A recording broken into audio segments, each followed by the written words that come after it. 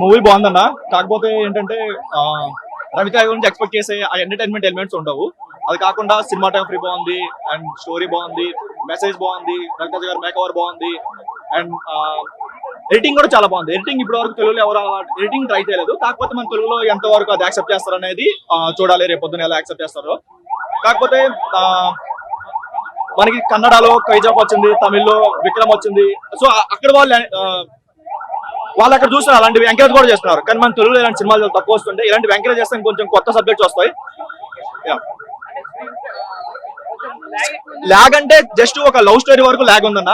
అది ఒక 10 నిమిషాలు ఉంటుంది, 10-15 నిమిషాలు ఉంటుంది. అది తీస్తే మిగతా అంతా మొత్తం యాక్షన్ మీద డిపెండ్ అయ్యి ఫస్ట్ నుంచి లాస్ట్ వరకు యాక్షన్ మీద డిపెండ్ అయ్యి అలా తీసుకున్నారు. డైలాగ్ కూడా ఫస్ట్ డైలాగ్ నుంచి లాస్ట్ డైలాగ్ వరకు ప్రతిదీ డైలాగ్ తో నడిపించారు.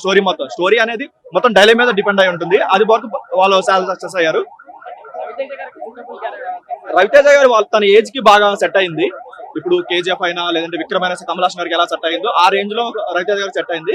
కాకపోతే ఒక డిసప్పాయింట్ ఏంటంటే ఫస్ట్ సీన్ నుంచి ఏదైతే ఎలివేషన్ ఇచ్చారో ఆ ఎలివేషన్ జస్టిఫికేషన్ అనేది ఇవ్వలేకపోయారు లాస్ట్ క్లైమాక్స్ వరకు. క్లైమాక్స్ వచ్చేసరికి సెకండ్ పార్ట్ లో ఉంటుంది, దాని జస్టిఫికేషన్ సెకండ్ పార్ట్ లో చూసుకున్నాను వదిలేసారు. ఇప్పుడు సైన్లో ఎలా అయితే మనకి ఫస్ట్ నుంచి ఎలివేషన్ ఇచ్చి క్లైమాక్స్ లో పార్ట్ 2 ఉంటుంది, పార్ట్ 2 చూసుకుని చెప్పేసారు.